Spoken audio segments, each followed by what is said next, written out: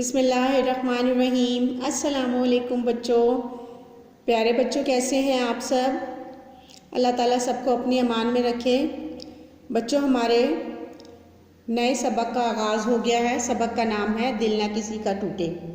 बच्चों, आपने सबसे पहले मशक़ खाका बनाना है इसका, और सफ़ा तैयार करना है, डेट लिखनी, तारीख़ लिखनी है, जमात का काम और दिन लिखना है। और मशक़ खाके में जो जो चीज़ें शामिल हैं, जो जो उन्वान शामिल हैं, वो आपने लिखते जाने हैं। पढ़ाई, सवाल जवाब, अल्फाज जुमले, अल्फाज मुतज़ाद और अल्फाज की जमा। बच्चों, आज हम अल्फाज जुमले बना रहे हैं। हमारा पहला लफ्ज़ है, बच्चों ये देखें, अल्फाज की जो जगह है वो थोड़ी होती है और जुमले की जगह ज़्यादा होती है, क्योंकि अल्फाज छोटा होता है और जुमला बड़ा होता है। तो हम पढ़ना शुरू करते हैं। खुश पहला है लफ्ज़ खुश। आप भी बच्चों अपने मर्ज़ी से कोई जुमला बना सकते हैं, बहुत आसान सा जुमला।